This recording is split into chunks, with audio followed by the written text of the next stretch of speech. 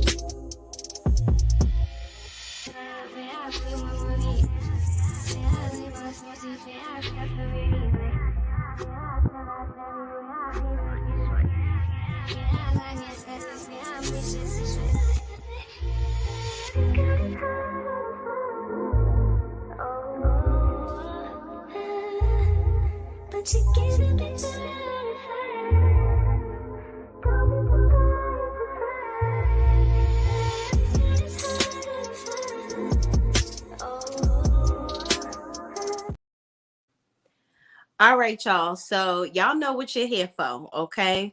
We are here to talk about the 85-part series of the Arionne Gator Mouth. I ain't talking about nothing and saying nay, nay, nay the entire video. But nay, what you think, nay? And the what, girl Ain't saying nothing. Ain't said not a piece of nothing. not a. People show. She hurt. She trying to figure this thing out. But what you hurting for still, sis? She hurt because, my opinion, I think she hurt because she mad that Carson Blue put the information out. And I think she mad at Martell for allowing her to look like the fool and the bad guy. Because she kept saying, why I got to be the bad person? Why he got me out here looking like this? So, yeah. Ain't nobody got you looking nothing but what you look like, but a fool. Okay, it's a fool. It's a terrible fool. What's up, Miss B? How you bees? That's my sis in the building. Like the video on your way in. Y'all know what she said. Go on, do that. Go on, do that. It's like coming in. Thank you. Cut the lights on, okay? Regina Ashby is in the building. Good evening, everyone. Hey, hey, hey. Michelle, my friend, my friend. Hello, Shay Renee. How are you? I'm doing good, Michelle. How you bees? Okay. Miss B said it's giving trapped in the closet number 4. Child, not number 4. She is. We are on par 4 though. Right. But we're gonna get into it. Relly says, hey y'all, in Slaw's voice. I had to put that up first. That is something. Michelina S says, hi, Shay Renee. What's up, friend? Gemini 1958 says, what up, Shay? Hey, hey, hey. So, listen, I know y'all probably, Sean did a whole thing over on her channel. Oh, looky. Hello. Well, look who decided to join in. Oh, okay. How y'all doing? What's up, Jeremy? Yes. Okay. We're gonna get this party right on. Oh, yeah. Miss Pretty Girl be uncut and filtered. Come on, I'm here for it. His face. I got to still fix that. So yeah, so listen, you are here to weigh in on the peoples in the part 4, 5, 6, 7, 8, 9, 10 series that we got going on, talking about the same thing. Mm-hmm. Yeah. Mm-hmm. So what is your thinking? What is your thinking? Wait, I don't know where we're at. I just popped in. We just popped right on. We just started. Mm-hmm. I don't know I don't know what we're talking about. You have to like set, like, what topic are we on? So we are talking about right now the original Straight No Chasers call that she recorded with Arionne Curry recently, and this is the 4th installment. So everybody watch that. I think it came out. Did it come out yesterday, Sean, or the day? Yep. Okay. It came out yesterday. Mm-hmm. Yeah, so it came out. Yep. You're asking me what? So what you think about the call overall? I had not listened to it. Oh well, we gonna chop it on up. But Okay. I'm gonna go off of what y'all have to say, and then I'm gonna make some type of opinion. Child, listen, I'm gonna tell you something. She really didn't say anything. It really was a full recording worth of nothing. I feel like I'm gonna be very transparent with y'all. And again, we don't talk about other content creators over here, but I'm just speaking the truth, okay? Well, my truth. I feel like the original Straight No Chaser is breaking this thing up because she hasn't really had a lot of traction on her channel. Mm-hmm. So she's breaking this up to make up for lost views on her channel, which it's smart on her part to do that because obviously we're falling for it. But there's something being said in these videos. Like all you hear is Arionne in the background talking very loudly. Nay, but Nay, Nay, I would tell you Nay. And yeah, and girl, what you think, girl? What you think? So wait, how close are they? It doesn't seem. I don't think they as close as they make it seem. But here's my thing with it. They talking about it's another part 5. I'm like, man, come on, let's go ahead and wrap this 10-part documentary up. Like, let's hurry up. It don't have to be this long. Yeah. Repetitive majority of the time.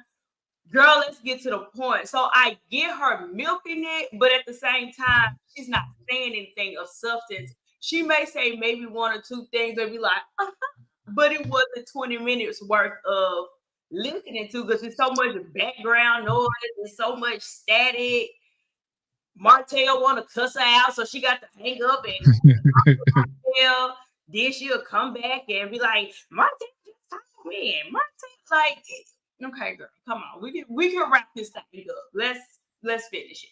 It's team entirely too much. And basically the gist of what the meat and potatoes of what I got was she basically confirmed what Carson Blue said about them going to a comedy show together. Mm-hmm. She confirmed that she, did talk to Carson about it. She said Carson is a cool girl. She seemed like a cool chick, but now she out here. Basically, she mad because Carson. The most of it is homegirl is mad that Carson aired her out.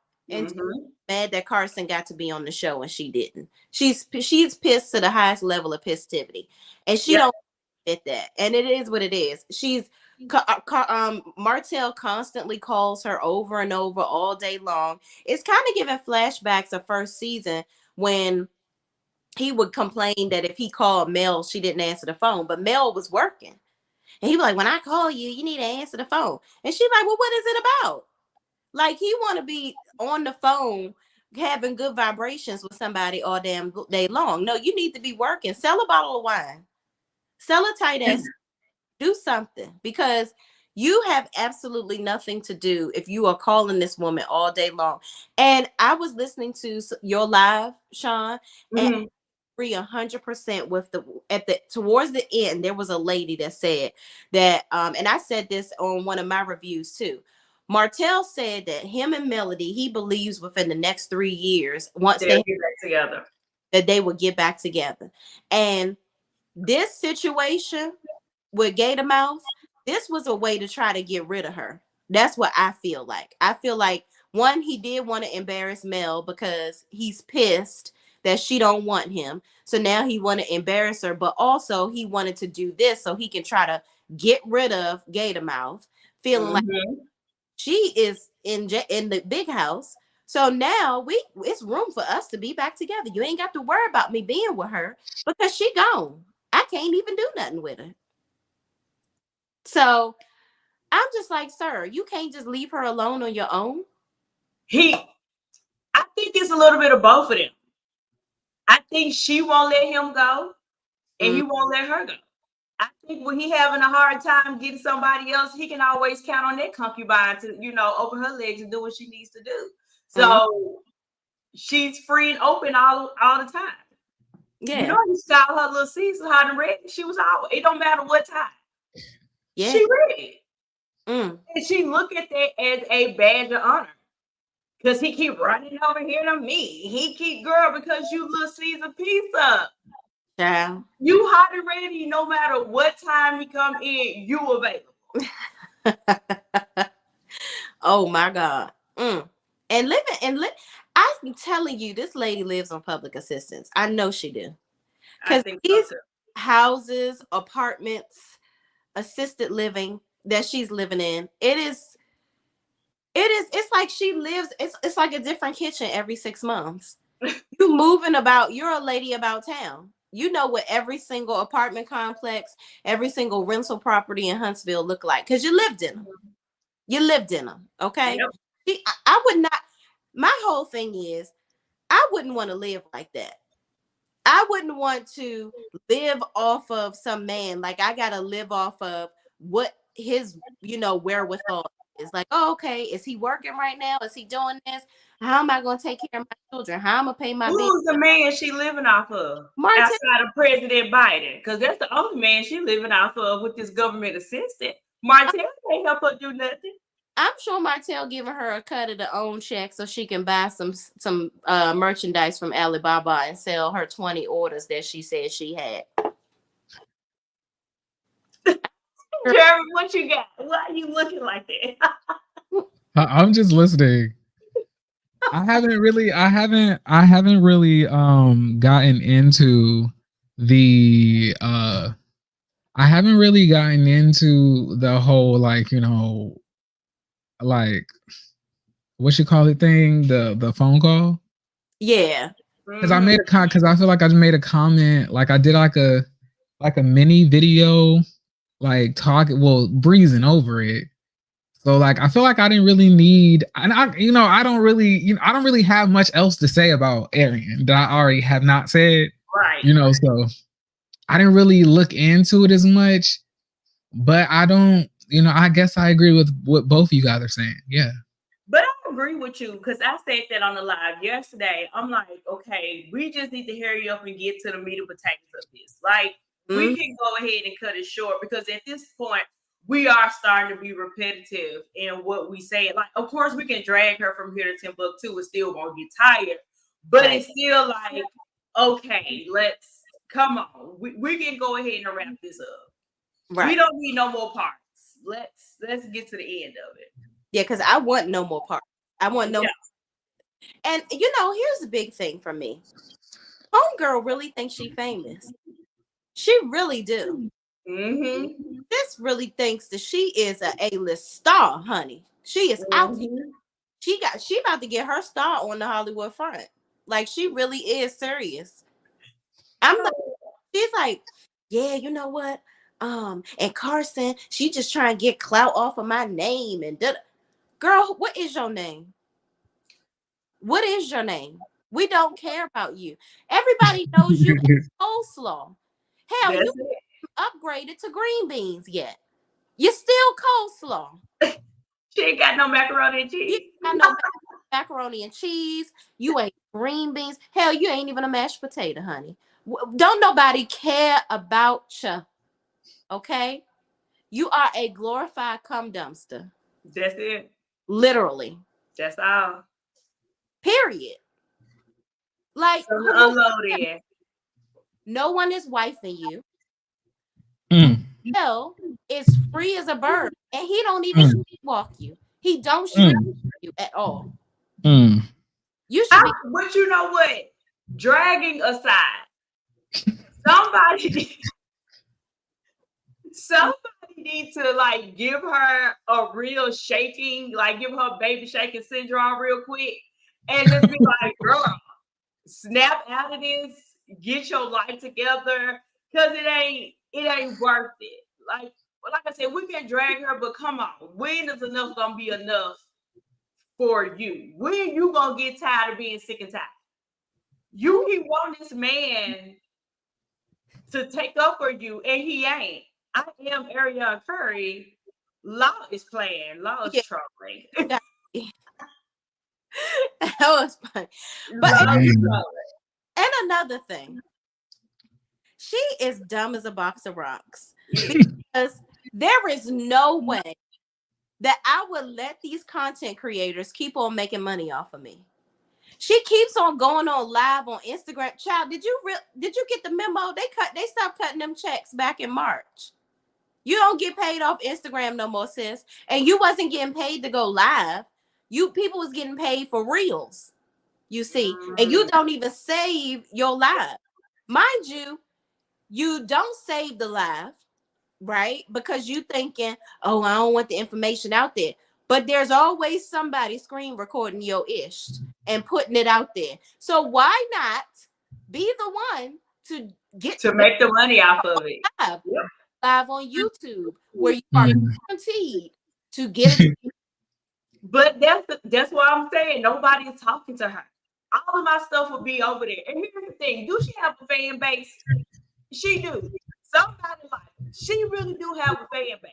I mean, but a fan base for what? They don't know. So, are we okay? So, are we allowed to cuss or no? I mean, listen. This is the host. Yeah. Love them. We down. I mean, she been cussing this whole time. That's why I said you can say them sporadically after like 4 minutes. So are you sure? Because on other people's channels, I try to keep it as cute as possible. I really don't I really get conservative. For it. Come on. I mean, but I'm saying, what does she have fans for? Like, what are they fanning? Like, fucking people's husband? Yeah. Yeah, girl, do it in missionary position, girl. You see the whole Tim Anderson situation, the baseball player. Who? Tim Anderson. Oh, He a baseball player. Oh, yeah, with the chick that he had the little boy with. Yeah. And she out here pretty much pulling an Arionne too, running her mouth, how she that girl, and people are going up for her. But people do like Arionne, unfortunately. But she can like her. Somebody that's actually got some money. Martin is broke. And mind you, do y'all ever notice on her lives, nobody ever pays for what's the little thing where you can pay for the heart and you can get a badge to give her points? They don't never buy no badges on her lives. Yeah. This is completely public service announcements that she's doing. She's not getting any coins from any of this. And because she's more hated than loved, it will make more sense for her to go over there to YouTube and make a cute coin off of it. Like, why aren't you over there doing it? Because the people gonna follow you regardless. Right. Because they want to record it and they're gonna talk about it. Give them something to talk about it and make a coin at the same time. Because girl, that's what we doing. Exactly. Period. We gonna make a cute little coin, get the views off of it because you won't do it yourself. So I bet we'll do it for you. And it can't be because she's like, oh, well, I don't want it to be out there. It's out there. It's you. They screen recording. They own it. Yeah. Everybody else is just posting it. So just because somebody else posted it doesn't mean it is less incriminating to you. So you might have post it yourself. Period. She just did it. Idiot. Oh well. Politic. Yeah. Shay Renee be like, but let's move on. But actually, I got something else to say. She's a bitch. She was like, okay, we can move. Actually, not. Let's rewind. She's a cum dumpster. But we can move on. Actually, no. She should have been swallowed. like the dragon, she can't get enough. I love it. Go ahead, drag her. I just can't. I'm sick of her. You know what really bothers me the most about her, and we really are gonna move on to Destiny. It ain't really much else to say. She didn't say nothing. Like I'm waiting on her, like, oh, Marceau and Maurice doing this, and she keep on saying, oh, I know everything. I know so much that I don't say. And this is Arionne saying, she's like, I thought you said Destiny. No, I said I'm gonna say this, and then if y'all want to move on to Destiny, move on to Destiny. Oh, I'm gonna eat Destiny up. Child, we got to. I can't wait. I am ready. Yeah, we all in the tag team. That's it. Oh my God, a mess.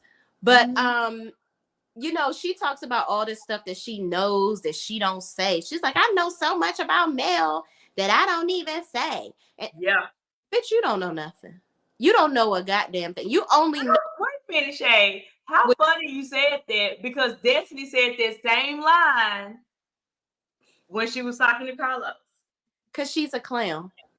If Destiny knew, and we're gonna get into that, if Destiny knew anything, please believe she would have showed it, because we saw her with her dry, needed some Clearasil ass face going and showing video looking like the Pied Piper. Ooh, I got some news, and you ain't got shit. Mm-hmm. So you were so quick to try to act like you had some tea that everybody already saw on YouTube. It was an interview that Mel did, but you ran your tail right on over like Muttley to daggone Martell to show him that video. Yep. Mm-hmm. But y'all, yeah, so Arionne is not famous. I don't know why she thinks she is. I want her to shut the hell up. Any other thoughts on this 50-part series that I'm just not even gonna look at no more? I have nothing.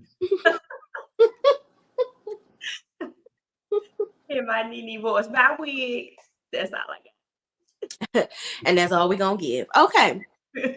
Moving on. Okay, we have Destiny recently did an interview with Carlos King. Okay.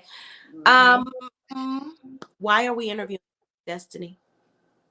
I don't know, especially when he was the same motherfucker that was out here talking shit about her. What? You know, sometimes people on my cast don't know how to share their personal life. I was like, now you want to interview her? So she's good enough for your Instagram live, but just not good enough for the show. Okay. Jeremy, you taking the words out my mouth. I was like, if you're mad that Melody exposed Martell for revenge porn, just say that. You mad that she incriminated your man? Because at this point, I believe that Martell is a kept man. I believe that he's solely getting money from Carlos King. I would not be surprised if Carlos King breaks him off every single month. In what way? The missionary way, the lesbian way, I don't know what other type of ways there could be, but I don't know, like, it's just so weird. And he does passive aggressive things. He thinks he's so much smarter than everybody else, and he's really not. Like, he is the dumbest bitch out of all the bitches that are dumb. I have so much disdain for Carlos King. Like, if there was a person I despised that's a producer, it would be him. If there was a person I would want to never talk again and forgot to snatch out their larynx, it would be him. No. I wouldn't be mad if he could never talk again a day in his life. It gave faith to me. Yeah, y'all keep talking. I gotta get the notes out. Okay. Everything that he says is fake. Like, he was saying, like him and Melody talk on the phone all the time. Then Melody got on her live and said, we only talk when it comes to business. Thank you. Like, you just be lying. Like, but even when it came to him and Melody, he was pretty much saying, when him and Melody did their first interview, when I first put, and he literally said he didn't like Destiny. Do y'all remember that? Melody fought for Destiny to be on the show. He never wanted Destiny. Right. But now, in this interview, you talking about, oh, I love you and I fought for you and don't tell the people I fired you. But you did. You never saw it for Destiny. See, the thing is, he's trying to prepare to pack the cast because he feels that Melody is going to be leaving after this season is finished. Because he knows that there's not going to be a way for all of them to stay on the show together, because somebody's getting accused of revenge porn. If he has to bring it up at the reunion, which I doubt that he will, and if he does, it's going to be very limited and cut, because you can't have somebody, threatening people with revenge porn on your show. So I feel like he's slowly trying to push Mel. Like, all of a sudden he's talking about Stormy is the future of Love Marriage Huntsville. I was like, is this the same Stormy that you was never giving scenes to last season? And Stormy kept on saying, you know, I had a lot of scenes, but they cut that. You know, like is like now all of a sudden she's the future. But Destiny, I can't say. Destiny, don't do.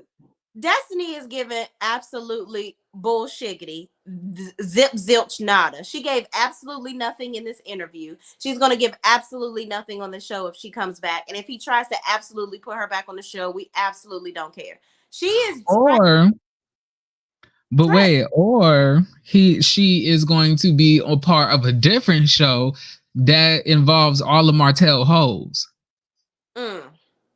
You know the really beautiful, manly looking one, Mayat Petrova. Okay. You know the one who put Melody Kids on her Mother's Day post.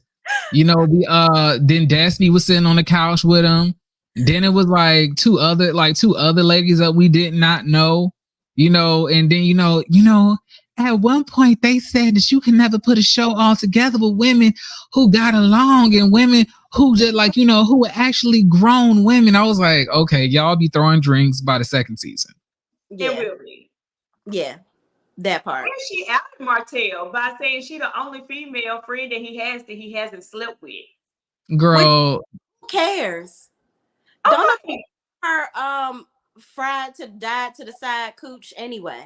Girl, keep on messing with that alleged drug dealer, okay? Why? I want us to know why she got divorced. We still don't know. This bitch want us to be convinced that she got divorced over COVID. So you telling me you got divorced over coughs?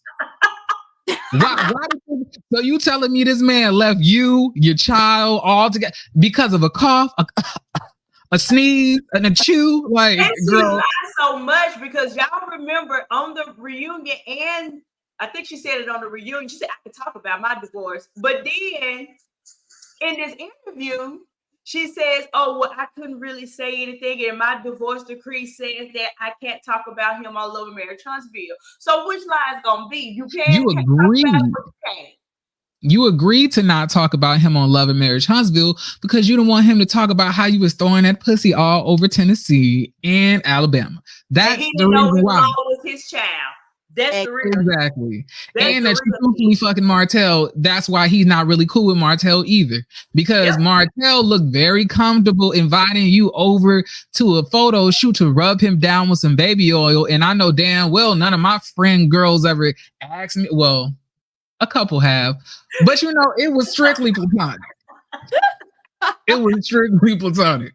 It was strictly platonic. It wasn't like this. It wasn't like a male hoe asking another hoe, you know, to rub them. Like sis, I just really want her to go away. Like her monotone voice, her like that forever curly wig that she keeps on, like, you know, wrapping up in a ponytail. You know, I'm ready for her, the Madani wigs, the Madani E-Trade, the Madani, you know, the Madani pacifier. I want all of it gone. Like, why does she keep on haunting us? Why can't she do something else? And why are you like, do you even have a fucking man? She said all you do is wrangle up hoes for Martell like some type of fucking madam of a brothel. You should be ashamed of your damn self.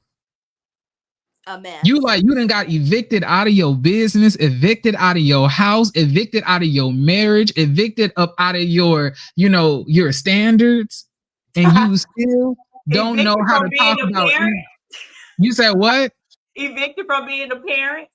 Evicted from being a parent. Yeah. And then you're trying to convince, ain't no motherfucking way you gonna convince me that this lady been married to this man for 15 years. For 15 years, and she ain't never seen you. Right. She ain't never seen you. Now that pissed me off. That was a elbow scratch. Because I'm like, allegedly. Really? She was like, well, her response was, he asked, you know, Mel said that she's never seen you until the show started or whatever. Mm-hmm. She was like, you know, I was out here city girling it up and I was single. So fucking hoes and, you know, yeah. Yeah, she was like, I wasn't trying to be hanging around him because he's married or whatever. And I'm like, but you said your mama date your daddy dated the mama. Y'all went to high school together. Your ex-husband and him were best friends. Like, if y'all were friends and it's platonic and you don't want nothing from him, what's the issue? Because you've been fucking him before, talking about, I just wanted to be out of the way, but you popped up after 15 years. Exactly. When her marriage is literally getting destroyed piece by piece, that's when you decide, oh, now I can jump in. Hey, girl that I haven't never seen in 15 years. Like, girl, what? But we did the respect come, because didn't Melody say she'll get off the phone with her and be like, hey, this Martell calling me? We did the respect come. At what point in time? You know, Destiny really is a fool. She said a dumbass. Very much so. She said, you know, I was going through he asked her about her and Mel, being friends again. And she talks about how, you know, I was just going through a really rough time in my divorce. And, you know, that's why I really didn't, maybe it was true that I wasn't showing very much on the show because I didn't know how to really show my emotions and my feelings because I was going through so much. But then she double talks herself and says, I'm an open book. Sure did. I'm like, you sure did. But then why is it okay for you to be going through some things and you got to work through some stuff and you getting a divorce, but it's not okay for Mel? She's supposed to be catering to you. And then she talked about how, Mel want to be rich by herself. The shots that she was throwing at her, like, oh, she's gonna go along, and since you want to be at the top, girl, you alone at the bottom. What are you talking about? You ain't even getting and still alone. What the fuck? I'm like, so Mel is supposed to provide you with a job, give you money. She already done paid your electric bill that was thousands of dollars, throwing you cash for your, events that you doing all of this, trying to help pull you up, right? While y'all are friends. But you don't want to talk about that. But she's trying to keep you down in the gutter where you belong. Okay. But he's just supposed to be your best friend, right? Her 5 BBLs. We ain't gonna get into her. But he's supposed to be your best friend. She your bestie. Why she ain't build them salon suites for you for free to help build you up? Huh?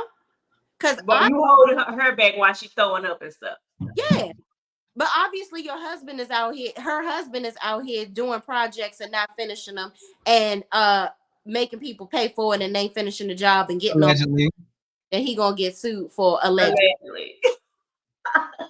What y'all think about she said that she used the storyline? What? That Destiny said that Melody sacrificed their friendship for a storyline. Destiny you sacrificed your marriage for some dick that you still don't want to talk about. Like, at the end of the day, people gotta sacrifice. Somebody gotta sacrifice something that's actually gonna be productive. When you sacrifice, you didn't even get nothing out of it. You this man divorced you, and you talking about he was just upstairs and like got somebody to deliver you divorce papers. If you are not the motherfucking liar, lied the entire time. I'm like, now she sacrificed the friendship, child. I'm like, wait a minute now, Destiny. She just can't accept that Mel don't like her no more. I wouldn't like her. Destiny dank. Her attitude freaking sucks. Like, but she's the type of friend that wants to be in control of the relationship. Like, she wants to be able to dictate who, what, when, why, and how. And you got to call her every day. You got to do everything but eat her box. If y'all friends. And she might want you to do that too, because she's that clingy. She's too clingy of a friend. And I'm the type of friend, listen, I may be, you need me, call me. But don't every day if you don't need nothing. Because Shay says, I'm not going to eat your box. Hell I don't even get down like that. Carpet munching is not my thing. Not my ministry. Not at all. But you know what? The millimeters don't get mad at me. But I do have a question. Did Melody ever say, why you go off camera? Did Melody ever I don't know. I don't want no parts. When you gotta say that, I gotta get because they're gonna attack me. Because they swear I'll be influencing you. Did Melody ever come to her and just be like, girl, you are still talking to my ex-husband and being buddy-buddy with him? Like, we know she said that about Letitia, but did she ever say it when it came down to Martell? No. I think that's what Melody should have done. Mm-hmm. I think Melody should have told her, girl, you over here rubbing elbows with a nigga that's out here trying to take my kids, that out here trying to ruin my reputation, and stop making it about Letitia, and should have made it more about the real reason, which is Martell, which is a valid reason. Because Melody was on the side of her LeBerry till she found out that LeBerry was the good one, and Destiny was trash. But I think Melody should have told her, like, come on. You know what? That's the thing about Mel, that Mel is one of those people that she's like, I mean, it's common sense. Like, I've been saying it. I've done this. I've done that. But sometimes you got to say, sis. Say it ABC style. No, you have got to say it. Put And it out there. Thing that if I could say, I don't really like. Now, I know that Mel either, but I'm a realist, and I realize that people can run with stories if you don't say what you say and say it with your what you mean and say it with your chest. Mm-hmm. I was sitting, Destiny talked about when they sat at that coffee shop. She was like, they had a meeting prior to that off camera where she felt like her and Mel were cool. But I feel like Mel really wasn't fooling with her, because I feel like Mel should have said to her, I loved you, you know, I feel like for my friends, and you don't have to agree with me. If you know that I have an issue with this girl, they was sitting up here letting Martell cheat on my back. Yep. You know, treating me bad. This is out here trying to get my children. He's stalking me. He's doing like absolutely the scum of the earth where it comes to me, and treating me terribly. And you want to go and hang out with these people. I don't want to be associated with that. That goes beyond a, hey, you don't like her. So like a friend that is friends with somebody that you don't like type of deal. But then you like, well, you know, it's okay to hang out with her. I don't fool with her, but you can hang out with her. It goes beyond that, because it's just been too much done. And she's okay with Mel being like, I can't really be rocking with you if you hanging out with them. Right. And I don't understand why Destiny is still okay with being best friend with Martell. I don't give a damn if y'all went back to daycare together. I don't care if y'all shared a womb together. It don't matter. What he's doing ain't cool. It's not. Absolutely not. 100%. If you want to cry about somebody walking in your house when it was up for sale, but you can be cool with a man that's doing all this to somebody. Exactly. Shout out to Britt for the super chat. She said that Mel was never straight with her. I'll say it. Yep. That's what you got to do, because at the end of the day, Mel always is, for me, that's one thing that I will say that I don't like. And Mel is very quick to say, you know what? I say things in due time when I want to say it. And so you got to just go ahead and clean that shit up right now. Rip the Band-Aid off. Don't get to it. Yeah. Why do tomorrow and do today, sis? Yeah. It's over with. Let them have it. Let them have today. Because I get to cuss your ass out tomorrow. I might forget. But let me say this. I do think that Melody do have a valid reason for not wanting to keep the relationship with her and Destiny. You know, she have a real valid reason. Like, come on, Destiny, you are over here doing team too much. Like, even when she was on her last season, you made it your business to run over there to Martell for him to listen to a recording. Right, but here's the thing. Also, you showed your misjudgment on that last episode of the season before that, where you talking about your vision, and that production put you up to saying that. So my thing is, if you're my friend and you know that this is my event, and that's gonna piss me the hell off, I would have said, sorry, but I can't do that. There is no way I would do that to my friend on camera, and you ready to reap the repercussions later on because I guess you needed this check that bad. That right there showed Melody who she was. Yeah. Like, you willing to do this on camera, and this is my day. Right. Like, of all days, you coming over here. About you in a village. Like, girl, what? Yep. So, child, she can go to the village and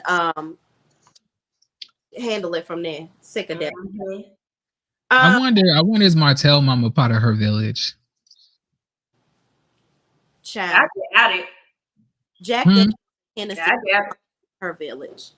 Martell. You said what? I said Jack Daniels and Hennessy is a part of Martell's mama's village. She do look like an old ass Moesha.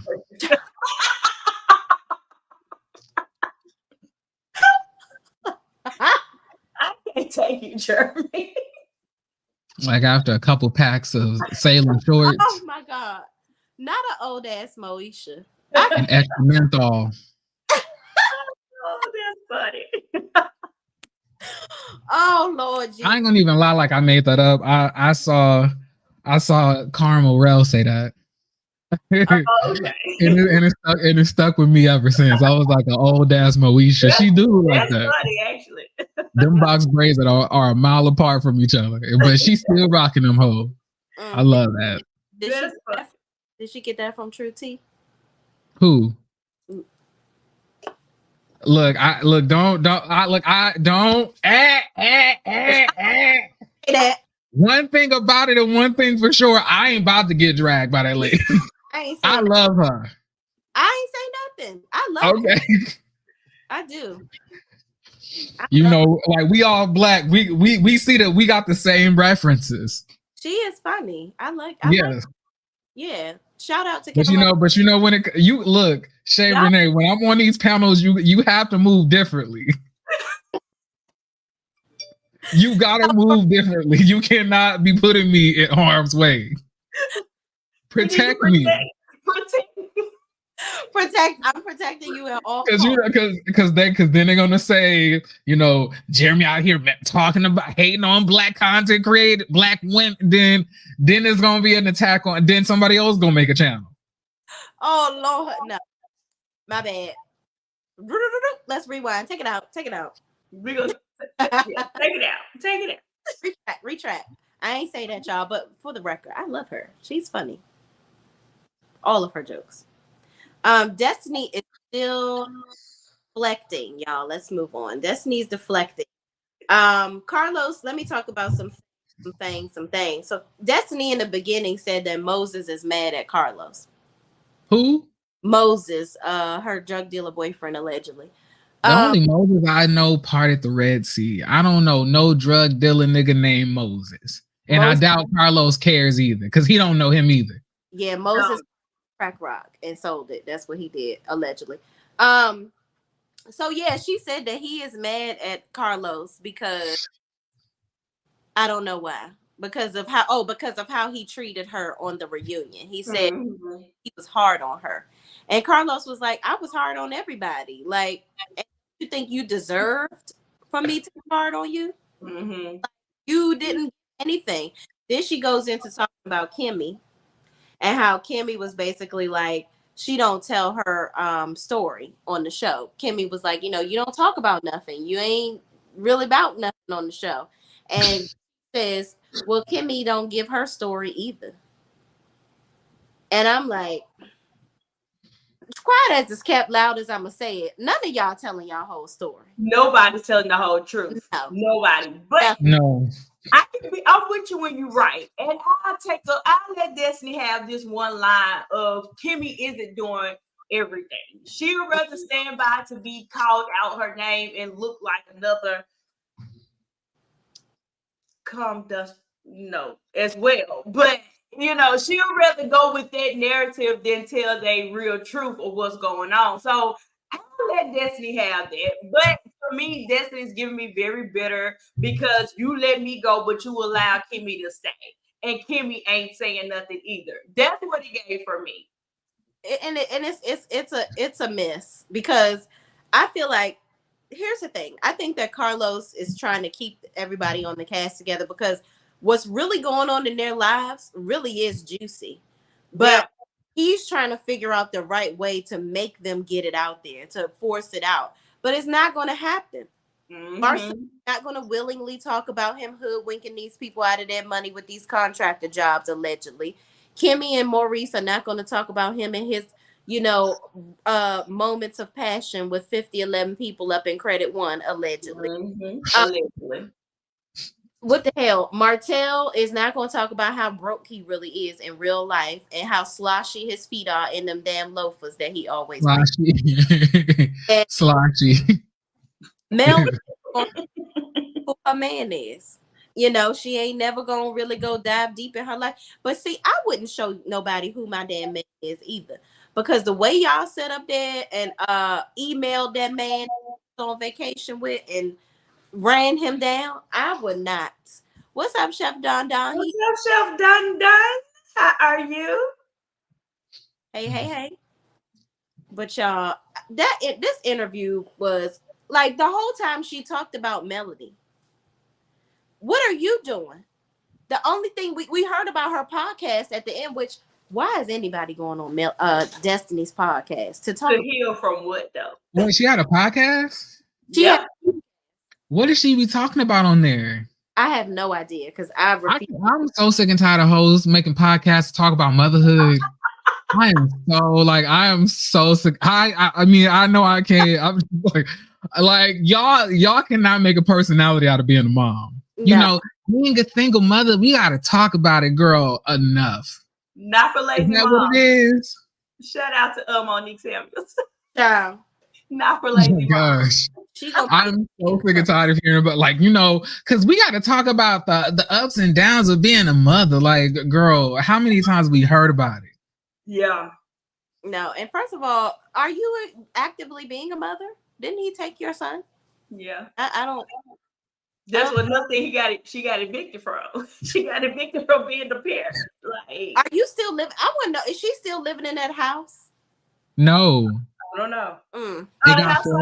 He got foreclosed, I thought.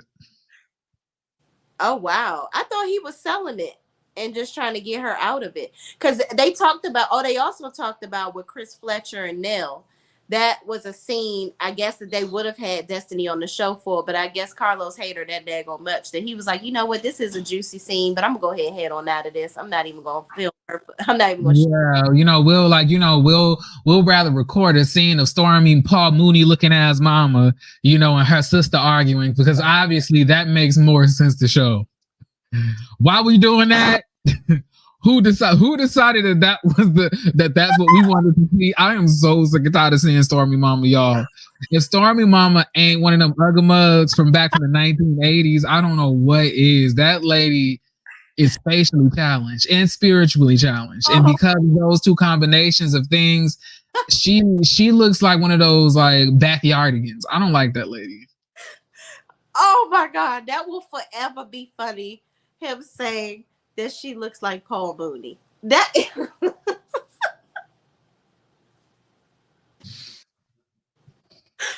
I can't. I spent too much time laughing last time. I can't remember what I was gonna say.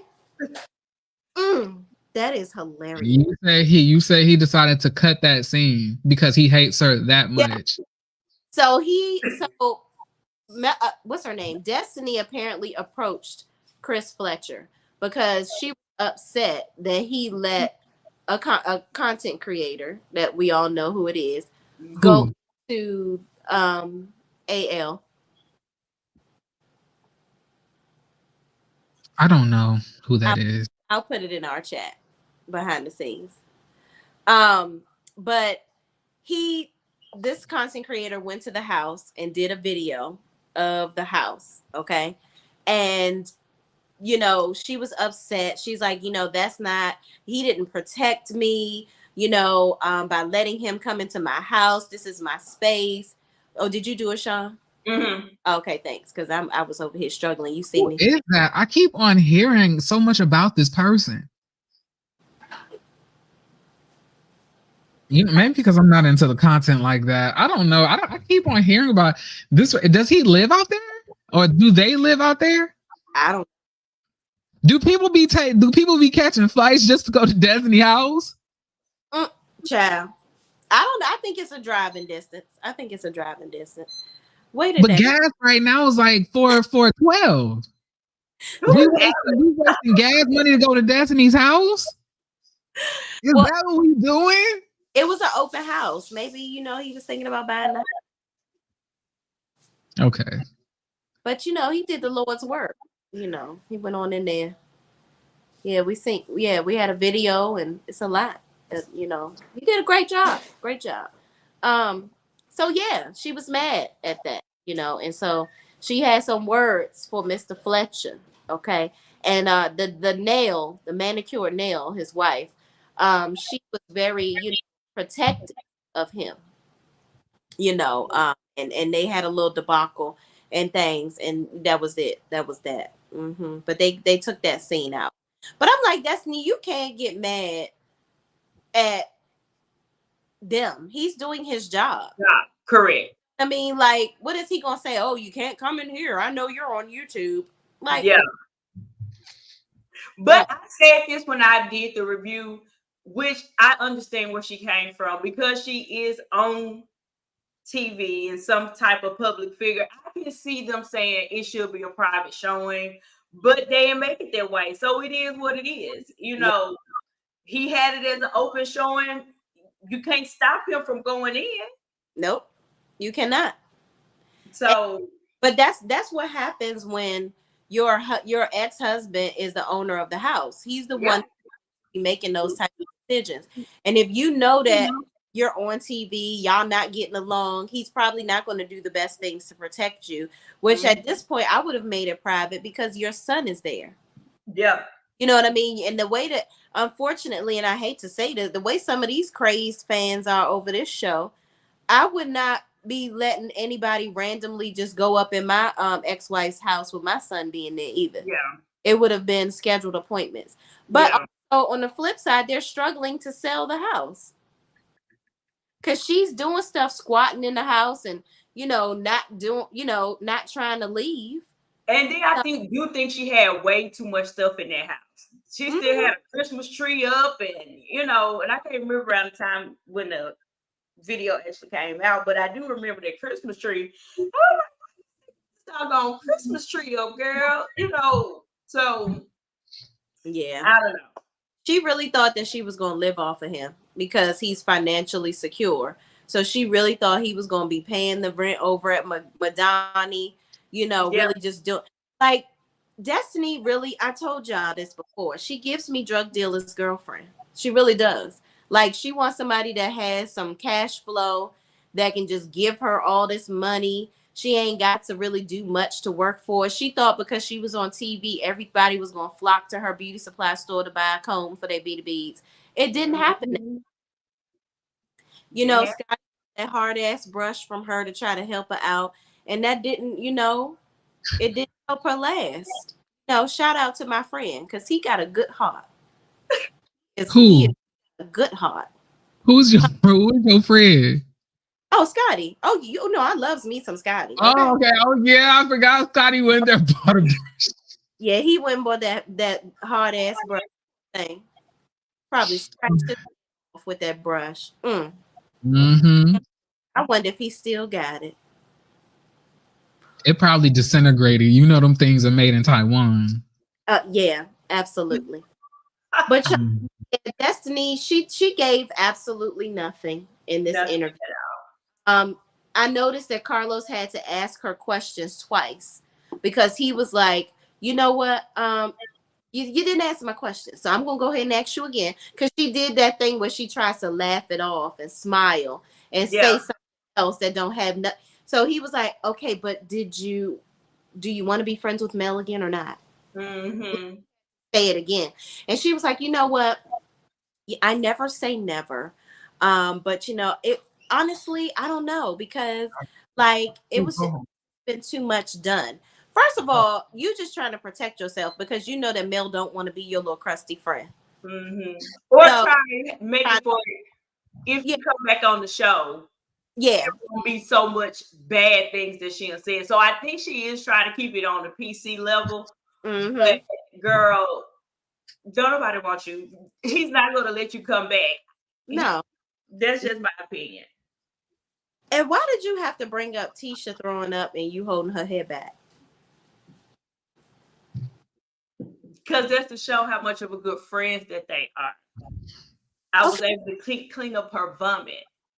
Don't tell me business. So you can clean up, but you can clean up vomit, but you can't stop talking to a man that's literally abusing your other friend. That's crazy. That part. Reasons. She's a fool. Yep. She knows. She was still guarded to me in this interview. For you to be this open book, I can tell it like it is. All I do is tell the truth. There's no lie in me. And you lied the whole time.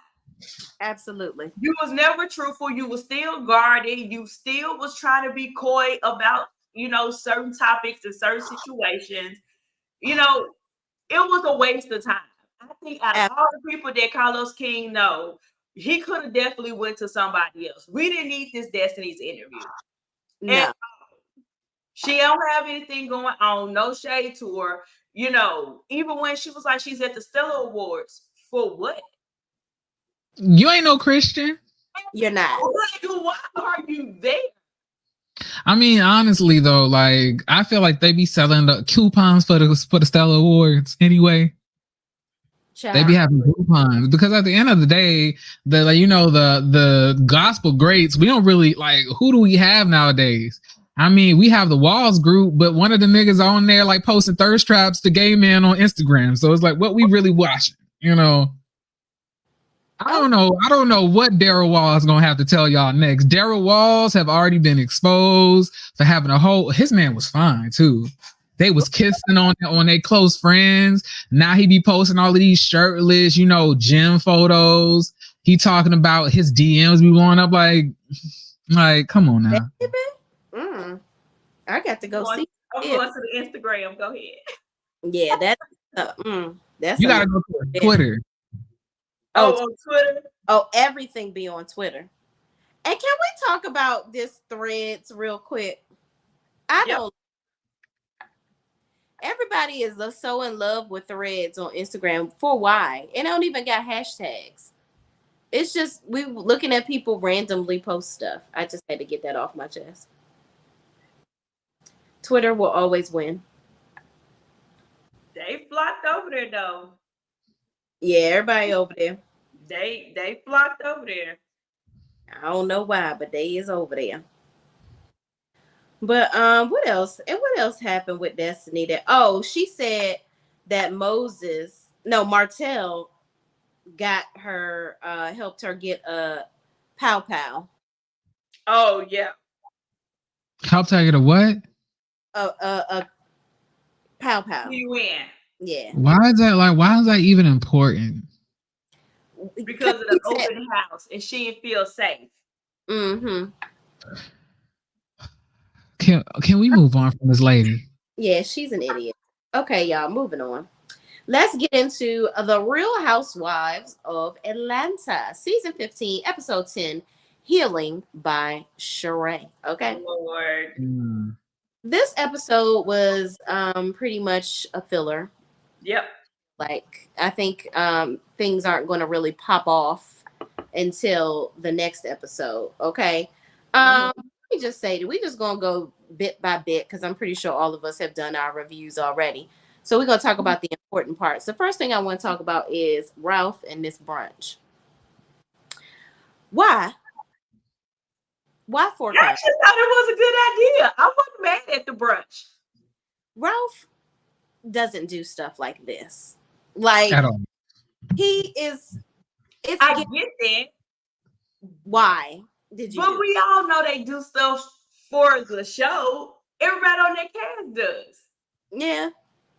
So he's not on the cast though. Right. So why he doing it? I can see if Drew threw. Yeah, like Drew was walk down looking like, oh, you never cooked before. Like, this is your first time doing this. Like, but can we really trust Drew though? I feel like when it comes to what she's got to say about Ralph, yeah. I mean, the sheer shock on her face, she was like, I never really seen you in the kitchen before. Like, what you? And he's up there in the camera, like, baby, you see, I got the spatula. Yeah, I got my apron. You know, is the cameras watching? Like, you know, it was giving.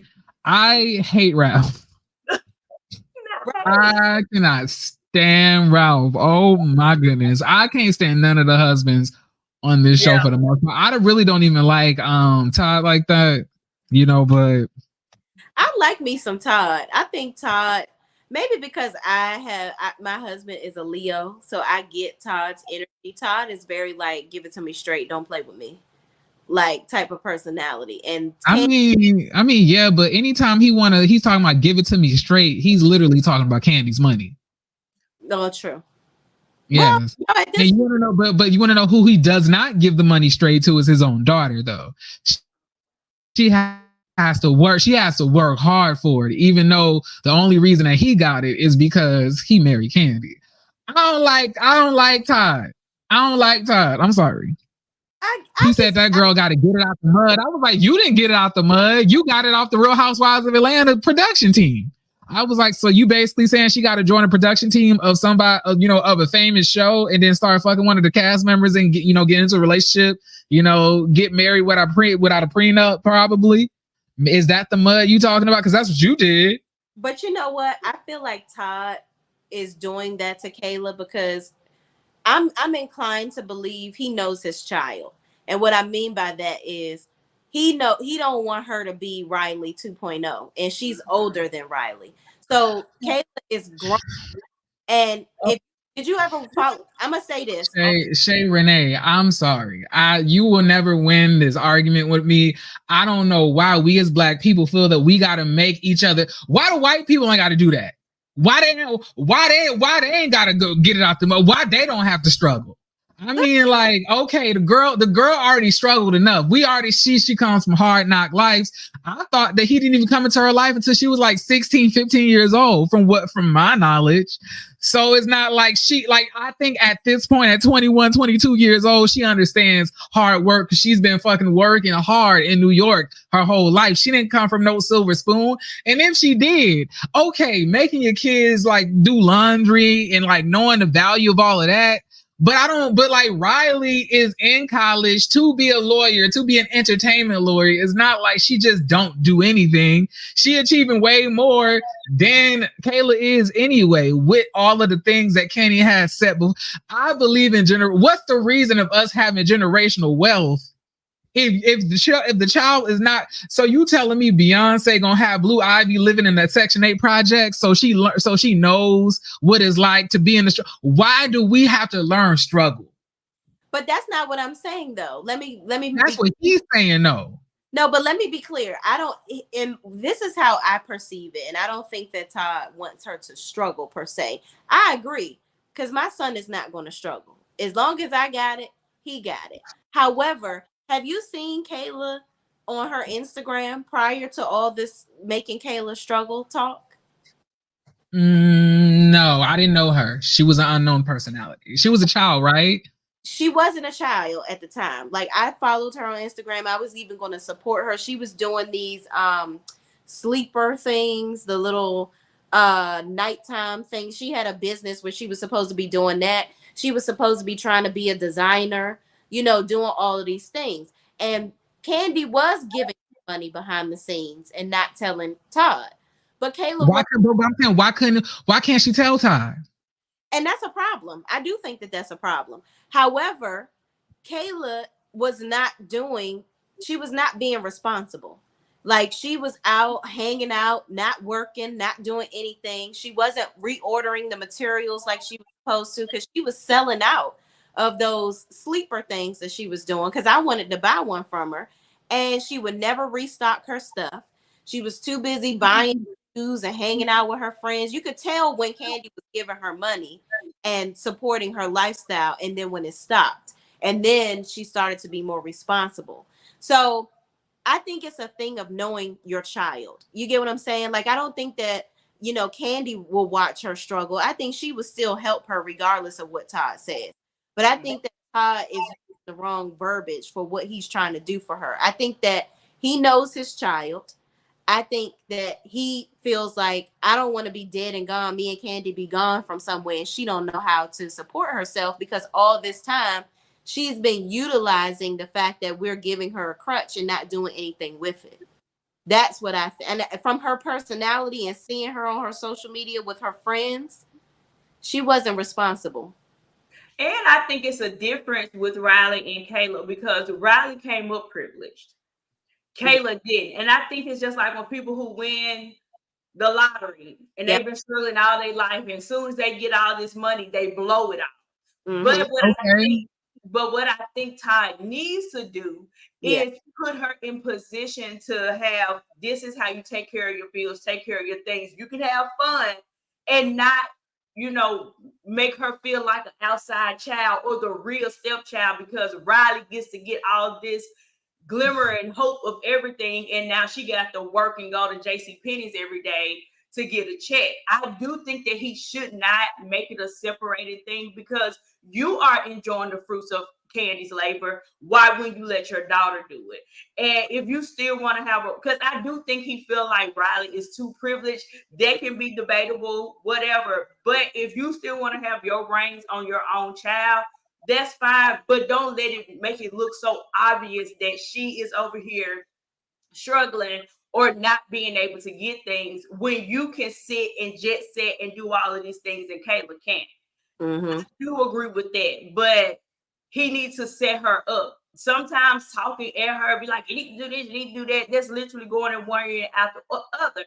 Put her in position. Set her up with an accountant. This is how you need to do it. Thank you. Right. And he don't do any of that. That's my thing. Like all of that, you know, all of that teaching her lesson stuff is nice. Yeah, whatever. But at the end of the day, it's different ways you could have did that. You could have put aside $1 million because y'all easily have $100,000, $200,000-$300,000, set it up with an accountant, have her, have them paying her per month, and she has to fund the rest of her life herself. He didn't do that. She got to literally make her own income, and then he may get her something for Christmas. He may do something. She said it. She has she don't feel like she's a part of it, and Candy feels guilty because she ain't about to stop gifting her child and stop providing for her child because she Ty want Kayla to be handing out Lucy's on by the bodegas. Right. Oh, not Lucy. I don't think he's wrong for that. I want to address this comment right here because I was going to say this. Lawson Blair says, wasn't Kayla working on Love and Hip Hop in another show? How do you believe she obtained those jobs? She has been working in production behind the scenes, and Kayla did not go to college. So Todd is helping her to get into production and do different things and make her own money. And she has been working on different TV shows behind the scenes. So Kayla is doing her thing, and he actually has said how proud of her he is. But I get your point, Jeremy, where it's like, why does it have to be blatantly difficult? And I also think that Todd is not very affectionate towards Kayla either. Because he didn't raise her. Yeah, but he needs to build a relationship with his daughter and be more caring with her, and I think that he's just too hard on her. Honestly, I think, and then some of y'all in the comments saying, some people are raised differently. Yeah, because y'all are raised by broke ass parents with broke ass mindsets. So it's hard for people to break out of that. So even when you do have something, because you have that broke ass mindset, you raise your child up was like, this is mine. You're gonna have to earn your own. At the point, that's why when y'all pass on and go, nothing is left for the for the kids to build up. That's how people are getting ahead as far as the white community, because not only do they have life insurance that gets passed, and you talking to somebody whose been to business school, who's talked to a lot of rich white people, who's talked to a lot of rich white kids. And I promise you, this type of struggle that y'all want black kids to have to go through, the white kids don't have to go through, and they still getting what they need to get. For example, I went to the military because my mama and I was raised in a impoverished, family in Las Vegas. And I went into the military. I went and got my money so I can go to college. I went to college.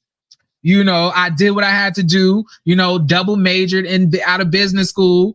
And then whatever the case may be, I'm not white. You know what? I'm gonna pause on you for a sec because I'm gonna get to my point. And then, I got into doing the job that I am now as a financial analyst. There was somebody else who was raised in a privileged household. His parent was an officer in the military. His mom is a lawyer. My supervisor was 24 years old. They were able to instill hard work in him without having him, struggle and do all of that. He went to college. He did all of the things that he needed to do to where now he's making over $90,000 a year, where he's traveling and all of that other stuff. I haven't even gotten there yet. And now his little brother is working in the same office as one of the junior financial analysts. And I'm saying it's different. It's a way for you to do it that your child doesn't have to feel like they got to go to the sticks. No, I agree. Before you talk, Jeremy, don't you do Relly. Don't you do Relly. I'm telling you right now. Okay? Because I know how you does it. Don't Relly. All right now. But that's the truth. I'm not about to sit here and argue with people's feelings. That's why y'all melanators don't like me. At the end of the day, I'm telling y'all facts. A lot of the reasons why y'all want y'all children to struggle like y'all did is because of a broke ass mindset. Even after you made it and did the things that you needed to do to be able to provide a cushy lifestyle for your children, you won't do it because you feel if I have to struggle, you need to struggle. I ain't gonna make it easy for you, but it's not about making it easy for somebody. It's about laying the groundwork for them to take advantage of the access that you have. That's the whole point of this. If you're not going to do that, then what's the point of you even making money? No, then you die, you go away. Then this child has to, then the next generation has to start off where we left off. Then the next generation has to start off where we left off. We have to make GoFundMe's to bury y'all asses. At the end of the day, it's a repetitive that mindset don't work. It don't work. I agree with you because I do think that we look at struggle as a badge of honor in the Black community. So I definitely give you that. We definitely look at it. If you don't have this, then you didn't do it the right way. But I'll say this too. I do. Hold on, Sean. Your thing is cracking up. Yeah, when you talk, it's like you underwater. Sound like a robot. How I sound now?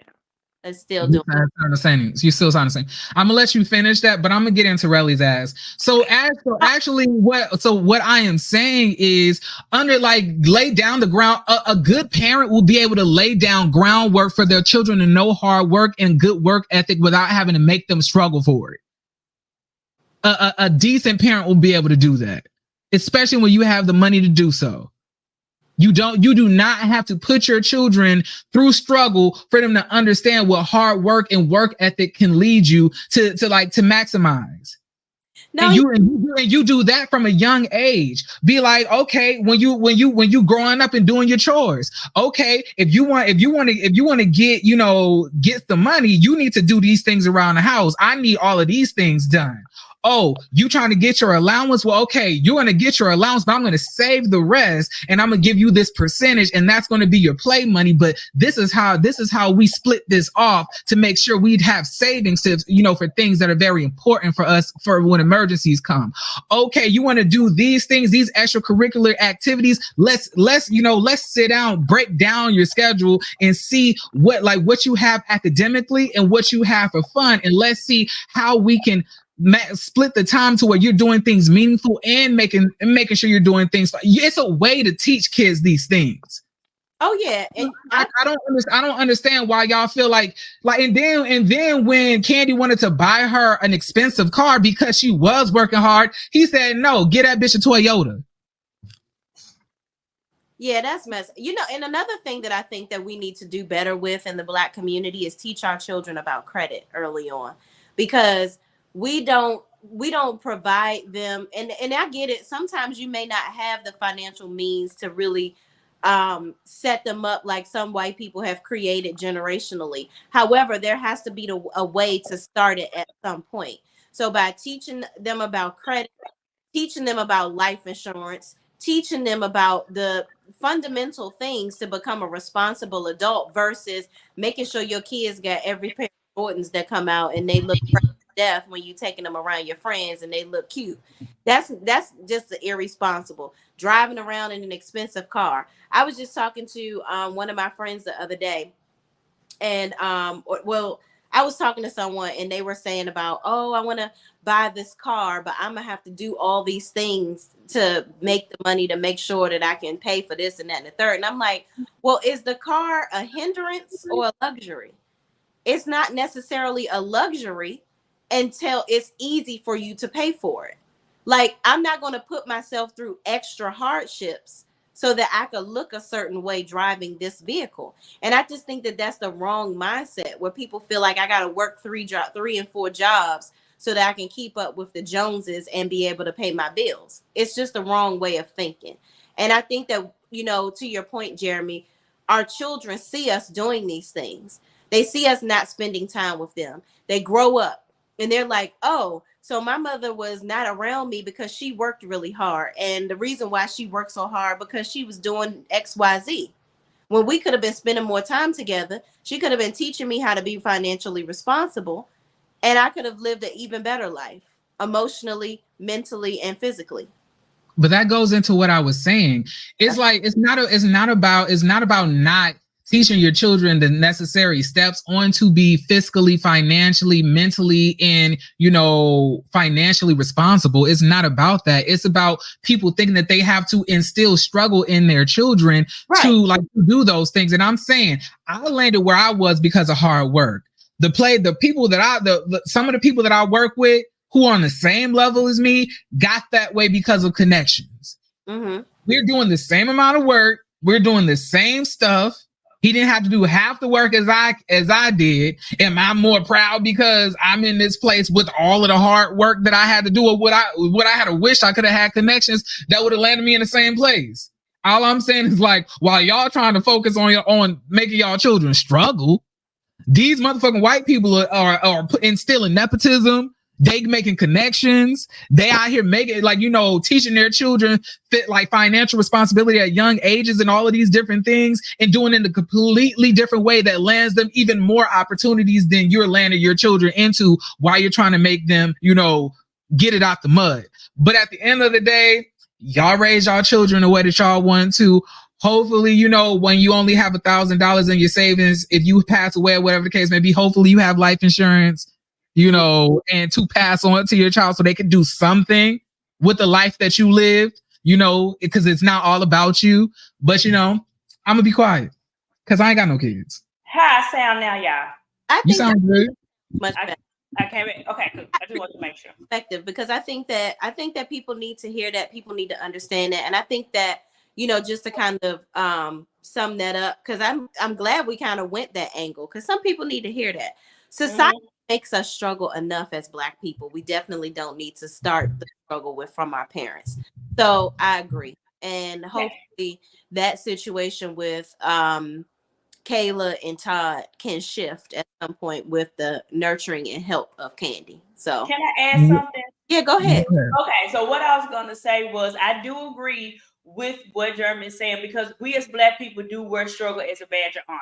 It is what it is. If we didn't get in this fight. Can you also acknowledge that I said that, like, you know, teaching your children you know, financial responsibility, you know, independence and all of that stuff. So if you even do have a company or whatever, they can help grow it out. That's how these people are able to make empires. They train their children up to do it. I am not saying, you know, because I know Sean be like, but I see both sides. I'm not saying that there's no other side. I understand that you need to teach your child something.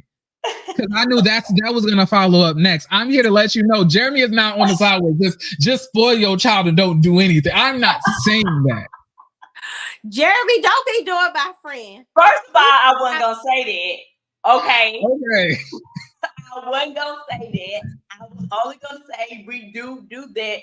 And what my follow-up was is that I am over a youth group at my church, and that is what we're on right now, actually talking about finance.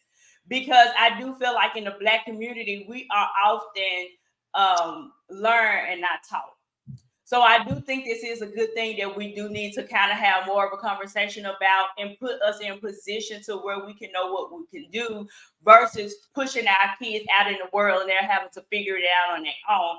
And I do think Kayla's going to have a lot of resentment if she don't already towards her daddy, because we see that baby Ace and Blaze are not going to be raised like Kayla. So he needs to go ahead and bring her in the fold and not let her be the redheaded stepchild that she probably feel like she is.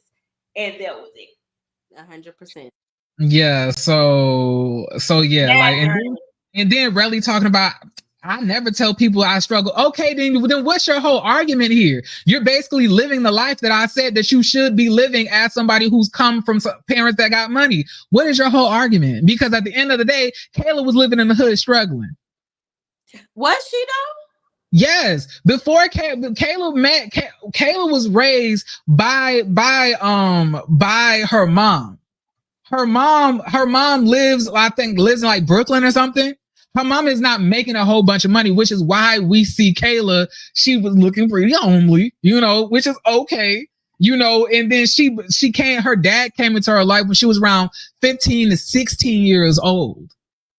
Well, it's been different numbers. People have said 7, 12. I don't think it was when she was 16. I think it was she was younger because she was at the she was at the wedding. Vicky, y'all love to say you don't have kids. At the end of the day, you don't need kids to be able to tell from your experience of being raised.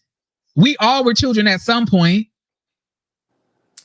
Let the people have their thoughts, Jeremy. And on top of that, if Kayla was in elementary school, then your ass should have raised her with, your ass should have raised her to be fiscally, financially responsible. So when she becomes an adult, she knows how to handle money. But obviously you failed at that because you wasn't used to having money either. Who, Todd wasn't used to having money? Yeah. Yeah. Todd, Vicky take your ass on. Todd had, money once he became a producer. But or Candy's fiance. Child. So moving on, as Candy's fiance, they came to this brunch, okay? And Bryce and Courtney arrived. What's the whole draw with Bryce? Why does Courtney keep bringing Bryce around? So she has like some type of relevance. I was like, can you stop bringing this swollen ass throwback nigga into the screen, please? She tried to get him a job, y'all. Y'all don't connect the dots. But she was trying to get him a job. And then he walking around. I was like, can he cut his hair? Can he shape the beard up? Shape the mustache up? I mean, like he don't look too bad. But I'm just saying that like he just got to get in the gym and line his beard up and do like maybe a skin peel, a chemical peel. It's giving dad bod. It's all the way dad bod. He is not. I mean, even Candy was like, Bryce is such a nice person. How did he end up with Courtney? I mean, let's be real. Not everybody getting BBLs. I mean, like the men can't really get that. At the end of the day, let's talk about how a lot of these older women then got a lot of work done. So, like, yeah, but I'm saying like the men be looking natural for the most part. So, you think these men are not getting BBLs? Marcel got a BBL, not a. If he did, it ain't work. He need a breast deduction. Yeah, he does, because he definitely got some fat sucked out of his belly, and he's been wearing a waist trainer. Oh, that is not a BBL. That's a liposuction. Yeah, that's whatever. Yeah, that's why I said he ain't get the L. He got the BB. Okay, so got that belly busted open and sucked out. That's it. But so moving on, they all do the little brunch. They sit down. Kenya begins to talk about Roy. Okay, and Marlo apparently discovers that she knows Roy, and she probably got downtown Judy Brown with Roy. And Kenya is like, wait, what? We done met the same person? But she walks out of the room talk about Rhoa. And Marlo continues to talk about, oh yeah, I talked to him or whatever, and we went out on a date, but it didn't really go anywhere, trying to make it seem like Roy was corny or whatever. And I'm like, okay. So the conversation deads off, and then when Kenya comes back, saying your little messy self, really funny that you guys talk to the same guy. I'm like, okay, Sanya. I was like, I would have been like, saying, was even more funnier that your husband got you pregnant and he lives in Houston or, Austin, Texas for 9 months out of the year while you're in Atlanta. That's so funny. He took care of his other family in Austin. But Marlo is such a loser and she is so whack, broke, and penniless in her mindset. It's completely pathetic how much she wants to be like Kenya, but it will never, ever happen. She will never be like the chocolate Godiva goddess that is Kenya. She won't have the intellect, the intelligence, the art, the eloquence, the classiness, or whatever, or just the je ne sais quoi that she has, because at the end of the day, she's a mudfield bitch. So, let's shake the table. We finna shake the table a little bit. Because for me, now, Marlo is these things. I'll let you have that. But we not ready to make it seem as if Sheree and Monyetta and Candy did not do the exact same thing. I mean, that's right. Monyetta, Candy, and Kenya did not just do the exact same thing to Sheree. Do what? With Martell. Right. What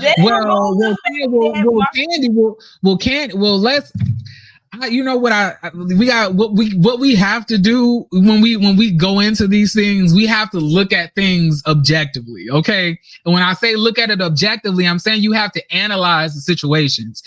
What's the two? Okay, now let's look at the relationship between Kenya and Marlo versus Kenya and Sheree.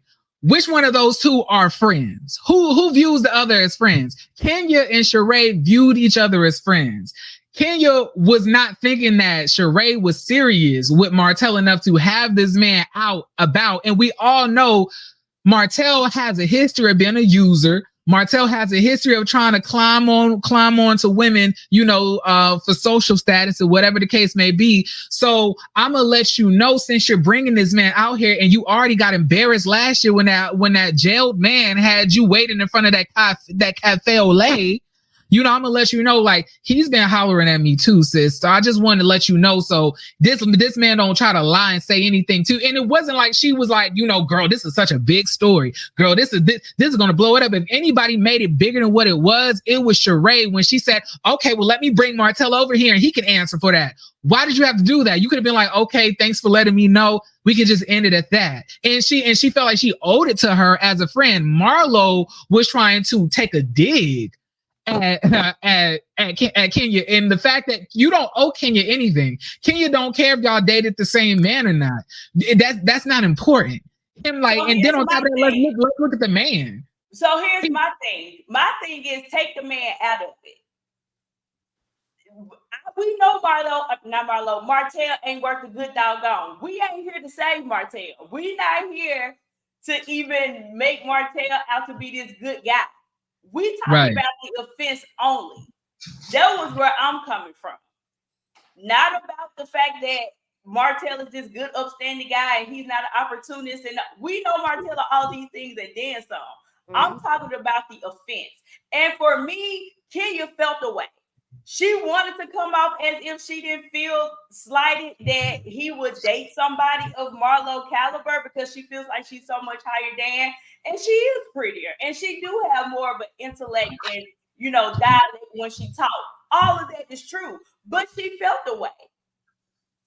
I feel like the offense is the same thing. I'm saying I don't feel like, but I think that Marlo was trying to be offensive. Marlo was trying to hurt Kenya.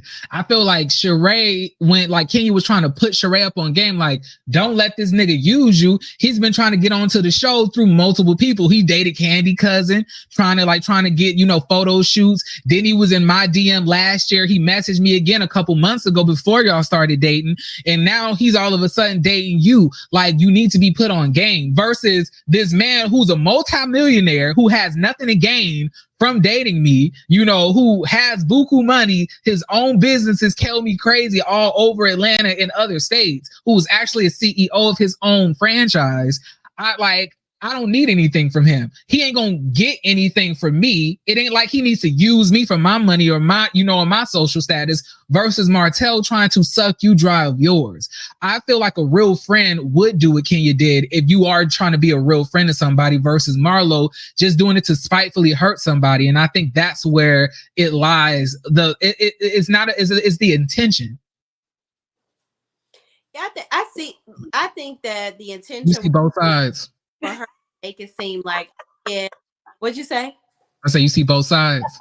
No, I was gonna say that I feel like intentions were ill because she just wanted to show Kenya, oh, you think you all that because you dating him and I dated him too, and you think I'm the scum of the earth, but I dated the guy that you're dating. And I can agree with that. I agree with what Jeremy's saying. Oh, look, I ain't taking nothing from him. I agree with what he's saying. And Kenya felt that burn. She tried to play it off and be cool about it, but she couldn't. That's why she was talking to Marlo the way she was. Mm-hmm. I mean, because I don't like you. You keep on trying to talk to me. You keep on trying to, you know, interlace your life with mine, and now you're trying to bring up like, oh, is his number still the same? Let me go look. Like, girl, you were trying to like. And it comes across disgusting because I wouldn't want anything that Marlo touched either. It makes like yuck. Like did he put a credit card down your cooch like that girl from the tip drill video as well?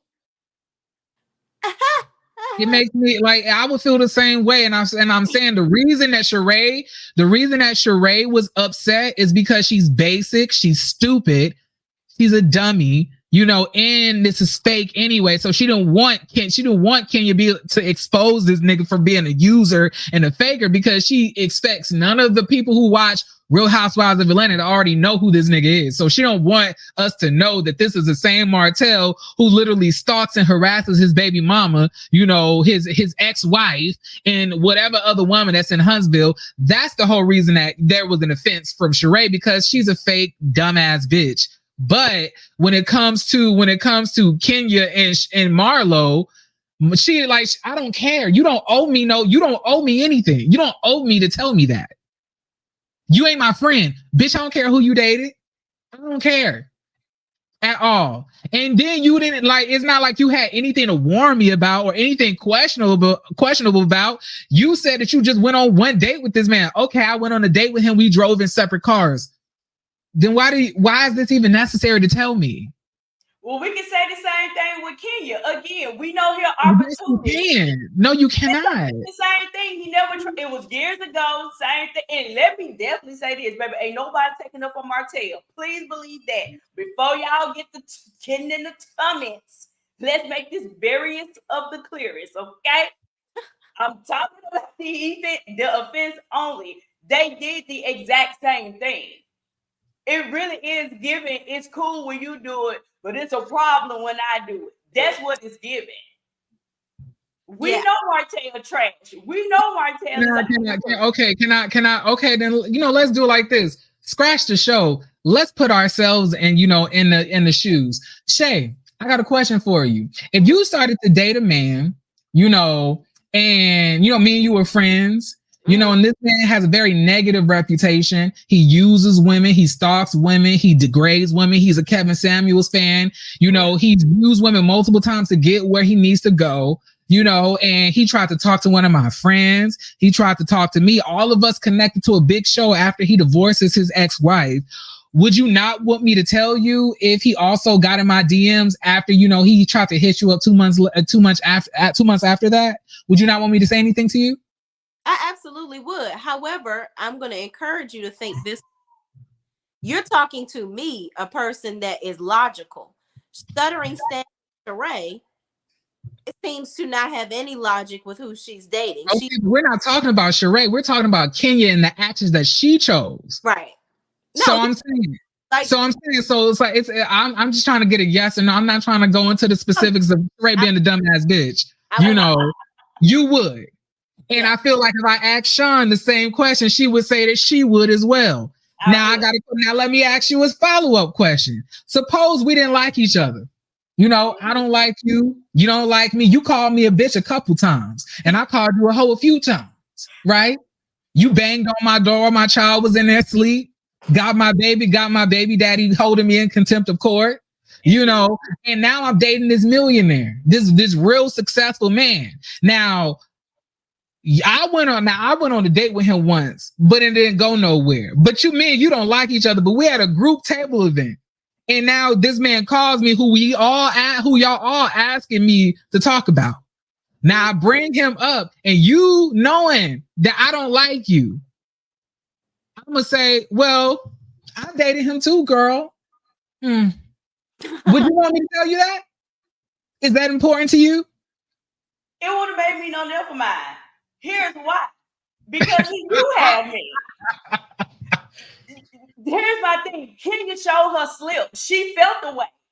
Instead of really being cool about the situation and be like, girl, he upgraded. I wouldn't even pay her no attention. Be like, oh, okay, that's cute.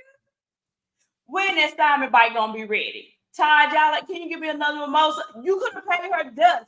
Kenya showed that she was definitely feeling the way about that. Because she already knew. Like she told Candy, she already knew. Yeah. So it wouldn't have been to me, I would have got Kenya if she would have been blindsided by it. He already told her, which was cool for him to do that instead of having her going into the lies then blind. She already knew. I feel like Kenya didn't really blow it up the way that it could have been, because that could have been a real back and forth to them. And I feel like Marlo wanted it to be a back and forth engagement. That's why Kenya got up and left the table. And even when Sanya tried to bring it up, Kenya just dusted it off and was like, okay, well, whatever. He upgraded. Next, moving on. Right. And she could have kept it like that. Oh, yeah. Girl, that was cute. Right. Exactly. Them scrambled eggs ready. Put a little cheese on my eggs. I would have in my opinion, I would have been like, oh, I think you went on a date with him once, right? Right, Marlo? I would have took the power from her. And thank you. That's my whole point. That's the biggest thing. I honestly, Sean, I didn't understand your point from the beginning. I mean, I didn't know, because you were trying to make it seem like I didn't know, but I was like, you were saying that like you didn't understand why Kenya was so irritated with Marlo versus, because of how, what her and Sheree had going on. But I'm saying that intention. So you agree, but you just still. I agree with everything you said. See, you like to play devil's advocate. I'm not. I don't fool with the devil. I'm crazy. All right, y'all. So next, Sheree tries to be shady, talking about Drew getting sued by this chef. Now, Sheree, you should not have been the one to bring this up. Of all people, she who do not never pay nobody. Mm-hmm. I know you lying, okay? And Drew. Do I believe that this lady came and made the worst dinner ever? She said she was gonna make the Last Supper, but it was just disgusting, and she had hair in it. Mm-hmm. I don't know about all of that, because Drew, you seem a little cheap too. You want to spend your money on what you want to spend your money on, because when it was time to go ahead and do the little donation at the Mommy Nation, your hand had some arthritis because you didn't want to move it. You didn't want to move your fan. Okay. Drew, do you really have money like that? They got a nice house though. Yeah. But, we talked about the peoples in the houses and how things be looking and how it really ain't. So, listen, I don't know why Drew let that get her so vexed and stressed. I don't either. That bothered me. I'd have been like, Sheree, you absolutely have to be like, you got to be playing. Are you trolling? And that's why I was even with Kenya. Kenya was like, girl, I know you ain't asking that question of all people. Yeah, like the thing about it is I'm trying not to like allow myself like to get off the loose. I'm so sick and tired of these bitches on this show. I'm tired. Like, where's the days where you read the girls down and put them in their place? Like, It's so many things Drew could have said about Sheree. Girl, what about that line of runway fashion that you never actually had on your website because you didn't actually pay the designer and you stole those designs? Right. And you can use them. You can use the stenciling and the measurements because they were not yours. Or what about the fact that you have all of those liens on your house because you couldn't pay the contractors? Did you pay them or did you put in your fucking mom's name? Mm-hmm. I would have ate her up. Line like Kenya, girl. I know you ain't talking. And like that line alone could have shut her down. And I'm saying it seems like everybody is just exhausted and they don't want it. It's like they don't want to go at it with Sheree, Marlo, and Sonya. Sonya needs to be destroyed at once. Yeah. Sonya needs to be destroyed at once. Boy, if Kenya does not violate Sonya and her husky shoulders, I will have an issue. Why her shoulders have to be big figure alone? Leave her. I cannot stand Sonya. Disgusts me to the highest. I do not want her on my screen no more. I do not want her on my screen no more. I don't want to see her no more. I don't want to see their family. I don't want to see the bean patties. I don't want to see any of the shit. She ain't got nothing going on. I don't give a fuck about you doing track correspondence. I fucks with you when I'm listening to the track correspondence because I love to watch 100, 200, and 400 mile, meters. I love to watch that. But I'm saying at the end of the day, you bring nothing to the show. And then you align yourself with people that you feel better than because you're actually doing stuff outside of them. But when it comes to Kenya and Kandi, they're so well established. You have Kenya, who at this point is running a multi-million-dollar hair care business because her stuff is the girls are buying her products and they're doing reviews on it on YouTube, and the people in the comment section are buying the products from the YouTubers like that. Like this is good. Like it's something. She's on different TV shows. She's doing this. She's doing that. Candy's on here doing Broadway, doing shows, doing Escape, making productions. What is Sheree and Marlo doing? And absolutely nothing. And that's exactly why Sonya hangs out with them because she feels better than them. But don't get it twisted though. Sonya's not going to actually call upon Marlo and Sheree, her two besties foresties. She's going to call on Kandi and Kenya for when she needs something because she knows that they're the ones who are the truthful money makers because they actually have shit going on. Because, Sanya can't depend on herself to do it because Sanya doesn't have any fucking relevance, which is why Sanya couldn't host. Kenya wouldn't need you to come and host that fundraiser for her. She could have did that by herself. She would have raised that money on her own.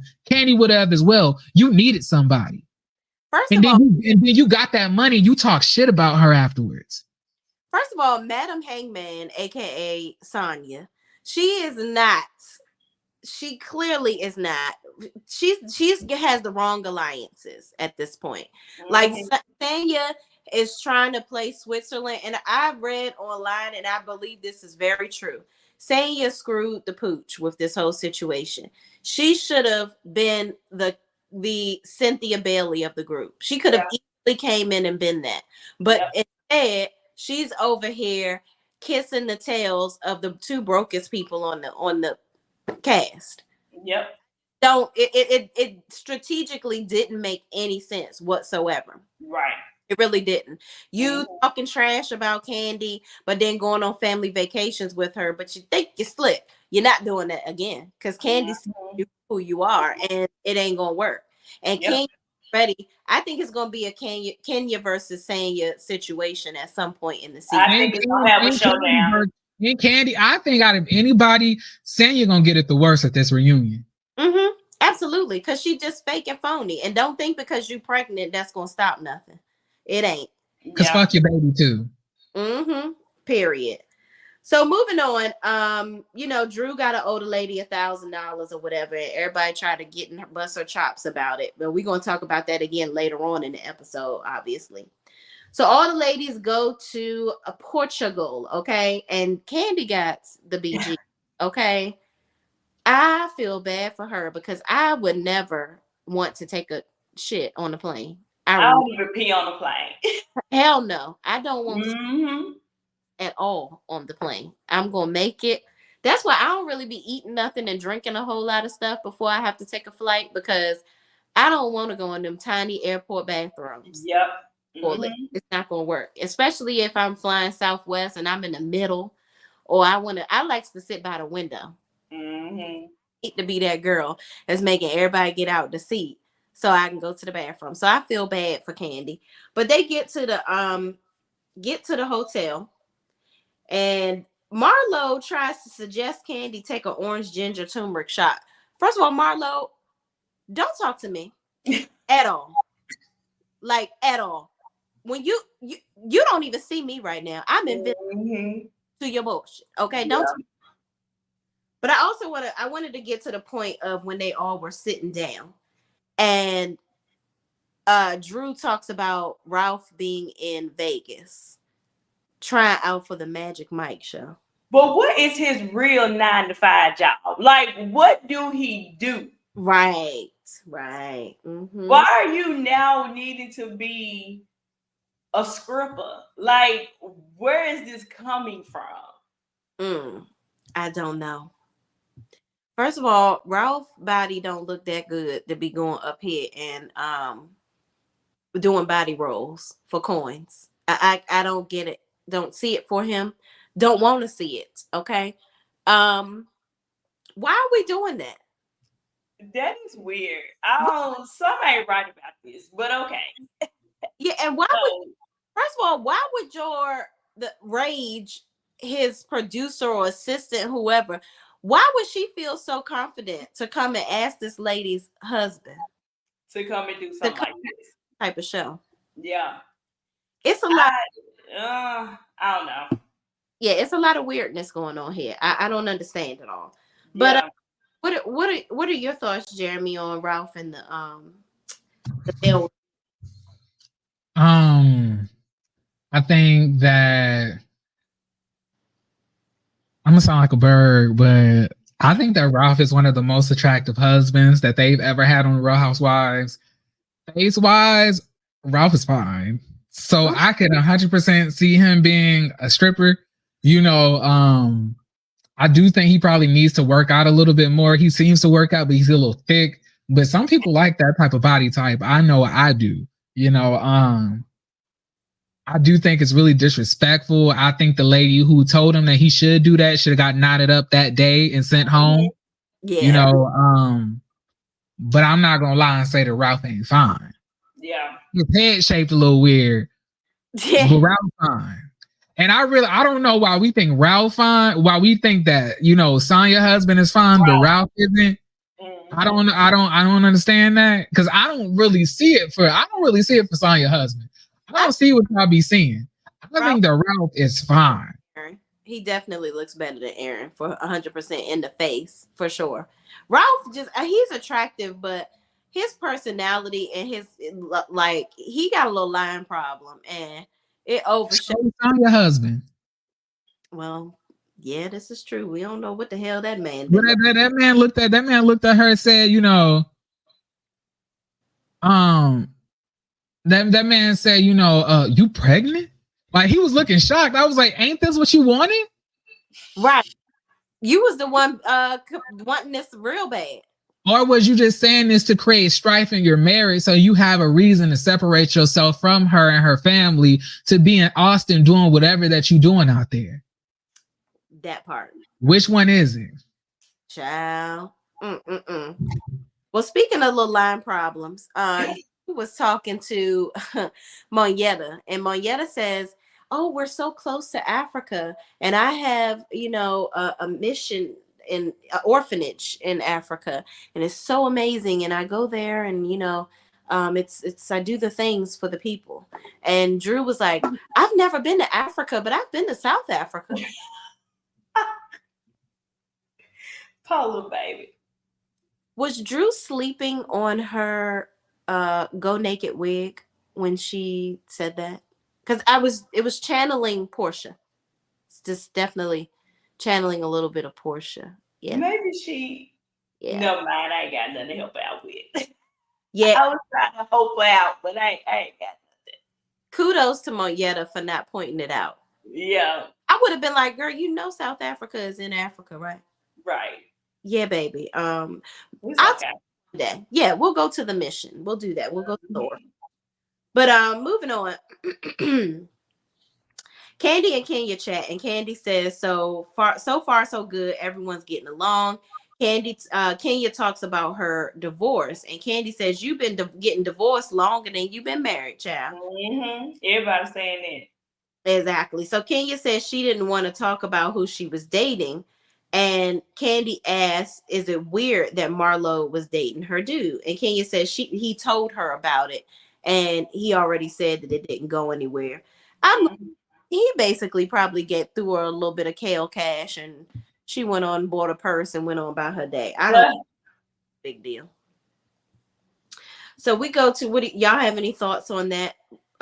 What's his name telling her already about why did he think to tell her? Maybe I guess that's considerate of him I because think that was a pretty good thing for him to do that. yeah, because you know Mm-hmm. together and it's going to come up, so it keeps her from being blindsided. So we get to the last scene. The ladies go to dinner. They order tequila shots, but they come back with a whole damn drink for everybody. I'm like, they seem like they spoke English pretty well. Why would you bring me a whole drink and I asked you for shots? Right. He I, wouldn't understand it. He couldn't get it together. I don't know. So Sheree talks about everybody putting everything on the table because this is a healing trip. And so Courtney gets into talking about the situation at the brunch where her and Kenya kind of had a back and forth. Courtney, why? Why are we trying to make Courtney? Why we can't make fetch happen? Why? Do you want to have an issue with Kenya? Just why? And I feel like she went and told.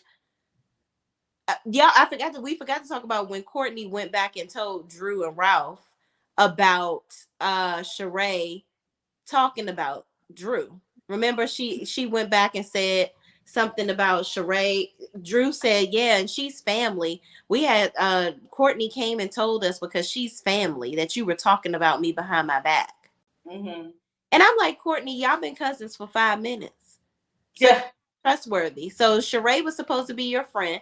She's the one that brought you on the show, but you running back and tell that to Courtney and Ralph. I mean to Drew and Ralph. I just didn't get her whole wanting to go back and forth with Kenya's situation because Kenya was just like, don't put your hands in my face. Like, we not cool like that. And you over here talking with your hands next to me. You're doing too much. I don't know what your intentions are. But I'm glad that they kind of smoothed that over at the table. Mm-hmm. Then we go back into the chef situation with Sheree. And then Sheree wants to bring up the fact that Drew talked about her clothes and how that she took the clothes back. Sheree, we talked about this at the spa, the spa. Why are you bringing it up again? Right. I didn't understand it at all. Like Mm-hmm. you just seem like you just want to cause an issue. You're trying to stir the pot. You already forgave her about saying that or whatever. But it seemed like everybody else confirmed that it was true. That she did take the clothes back. Mm. So Marlo is the only one that had 5 pieces on and had them all on in the confessional, but I ain't never seen Marlo wearing that one jogger on any episode. She put the hat on in the confessional. Yeah, and that's about it. But she don't wear those clothes. I don't. Right. Who would wear those clothes? Sheree don't even wear them. No. But I'm not paying $245 for a sweatshirt. A She by Sheree sweatshirt at that. A Hanes t-shirt at that. Right. That's a like, girl, please. it ain't even Bell Canva. Like, come on. I don't even. Sheree's business mindset is just so tarnished. She needs to, like Jeremy said, go and call that designer from the clothing. Now that stuff I will pay the $5 for. The stuff that came down the runway, that stuff is worth what she's charging. But this stuff that she's getting and getting a sweatshirt paying, because I can tell you how much she's paying for those sweatshirts. The sweatshirts cost like $10 and some change from a bulk company. And then she's probably got a press. You pressing the stuff on. I'm not paying you $245 for that, ma'am. Mm-hmm. That's a 500% markup from what it is. Ridiculous. But y'all, what y'all think about this show overall? It's giving filler. It was filler. It was okay. It didn't really give much. It was all right. I guess it's probably this. Was this the mid-season finale too? Is this their finale? I don't know. Okay. Because I think, well, this is their trip, so I would think that now this is where everything's supposed to get like heated up again. Mm-hmm. Because they dropped the trailer, right? Like what's to come for the next mid. That's why I was asking, because they did drop the mid-season trailer, so I was wondering if this was. And then like the mid-season trailer is just gonna be all about Drew eating cooch, and I was like, girl, Yeah, it's 2023. Who cares? Yeah. Wasn't she doing that? Wasn't she doing that to Portia when they went to, when Bolo happened and stuff like that? They was all eating each other. I was like, who cares? Like this all y'all got. But to me, it's giving fake. I don't even think it's real. I think it's just something for her to have a storyline about and for her to deflect from Ralph. Like, girl, just come on and tell us that y'all been faking it and let's move on. Her and Ralph gonna end up right back together. Yeah. Ralph loves the screen. So they're just making up stuff so that they can have a storyline. Because Drew was sick. Yeah, she was sick most of the season. She ain't really have much going on. So sudden she probably smelt herself getting the boot. So that's why they want to do this whole divorce thing, because the season ended without her really having anything going on. So they didn't even have it recorded. I don't know if they called the cameras back to record what's going on with this divorce. Probably did. Did y'all catch that shade Kenya threw at Drew for when Candy said she got cast? And she was like, you cast her. Well, it was shade. She was the perfect person. She said the character was young, naive, and stupid in relationships. Yeah. Yeah, like Kenya has all of those things down except the young part. So at this point, says you like she just needed a younger character. Exactly. But y'all, that's it. We ain't got no more. That's it. That's all. I feel about all the things we talked about tonight. Anything else y'all wants to get off y'all chest and things? But we was in raw form today. That's all. Like, I think we came back with it on one, and I love it. I'm here for it. Absolutely, I love it. Listen, I like the fact that we can't agree all the time, because if we agree all the time, then that don't make it interesting. Yeah. Mm-hmm. All right, y'all for watching. We appreciate you. Please, please, please go ahead, hit that like button, subscribe to all of our channels, okay? And we will see y'all next Tuesday to come back with the mess. All right. Bye, you guys. You said.